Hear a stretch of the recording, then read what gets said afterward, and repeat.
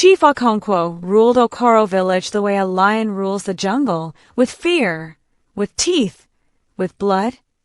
He was a tall man, wide across the shoulders, with a scar that ran from his left eye down to his jaw.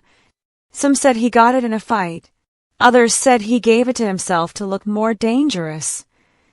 It worked. For 15 years, he had been chief. For 15 years, no one dared question him. Not the men, not the women, not even the elders who were supposed to guide him. I am the law, he would say, standing in the middle of the village square, his voice booming like thunder. What I say is final. What I command is done.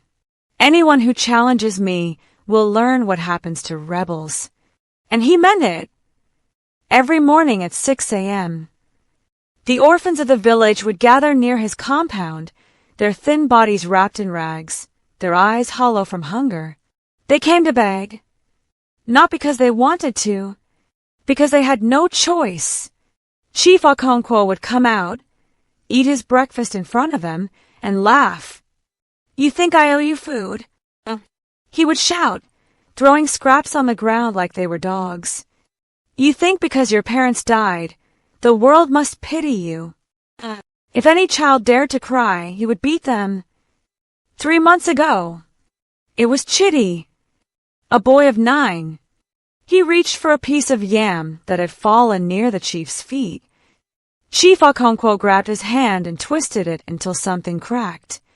Chitty screamed. The chief smiled. Let this be a lesson, he said to the other children watching in horror. Respect is not asked for. It is beaten into you. Chitty's hand never healed properly. Now it hung limp at his side, useless. And still, he had to beg. 2 months ago, it was Ngozi, a girl of 11. She dared to look the chief in the eye when he insulted her dead mother. Just looked, didn't speak. He chased her out of the village with a machete, screaming that she was cursed, that she carried evil spirits. She ran into the forest and was not seen for 3 days. When she finally returned, her feet were torn and bleeding, her eyes empty of hope. And the villagers, they watched, they whispered, they did nothing. It is not our place, they said. He is the chief. We cannot help them. Fear had made them cowards, and Chief Okonkwo knew it. He walked through the village like a king, taking what he wanted, punishing who he pleased. Protected by his title and the 4 men he paid to carry clubs and enforce his will. The orphans are a disease, he would tell anyone who listened. They bring shame to this village. They remind us of weakness. One day, I will cleanse this place of them all. The elders nodded. The villagers looked away, and the orphans learned to survive in silence. Their bodies broken, their spirits barely alive. But then one night, a child did something no orphan had ever done. She stood up. She spoke back. She looked Chief Okonkwo in the eye and said the words that would change everything. You are not a chief. You are a coward. Her name was Adanna. And by morning, the village would learn what happens when you push the innocent too far. They came for her at midnight. Chief Okonkwo did not wait for dawn. He wanted her gone, wanted her silenced, wanted to erase the unease she had planted in his chest. Take her to the shrine, he ordered his men. Now! The 4 guards exchanged glances. One of them, Emeka, a man who had served the chief for 7 years, hesitated.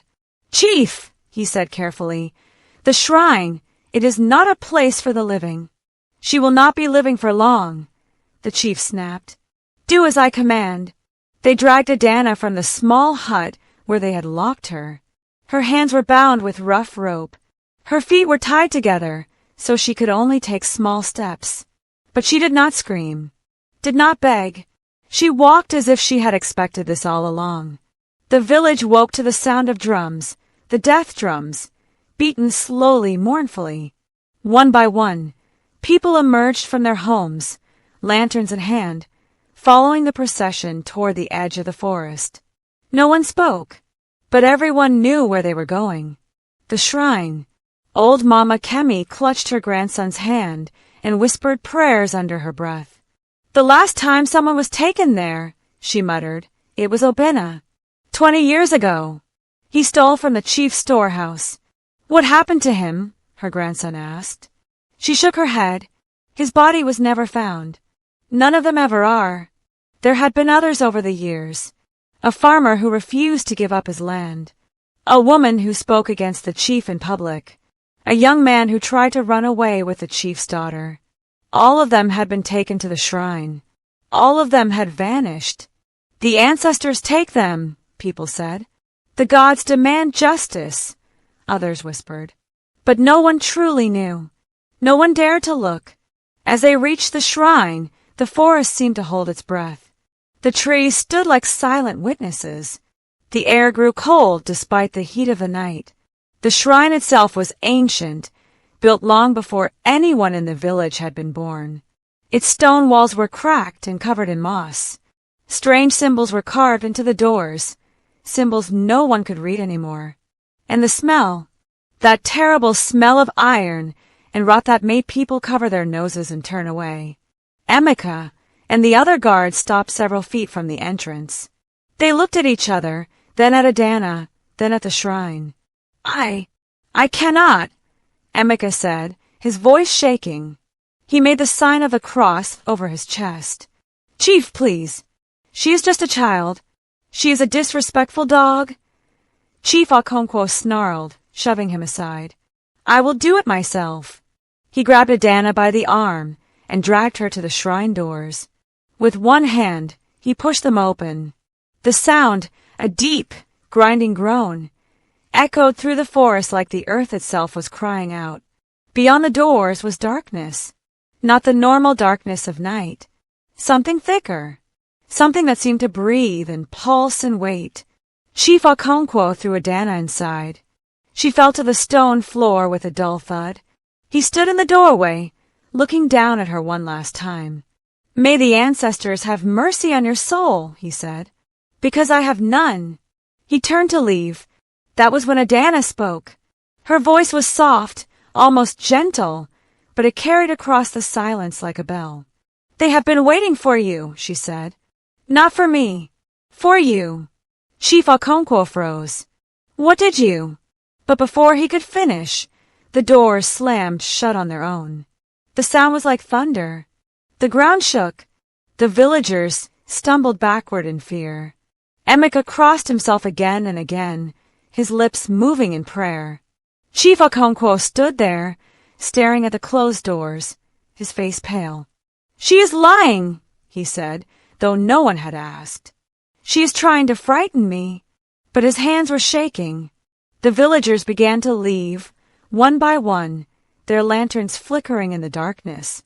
By the time the moon reached its peak, only the chief and his guards remained. "We should go," Emeka whispered. "There is nothing more to do here." Chief Okonkwo nodded slowly and turned away. That was the last sound ever heard from inside the shrine until dawn.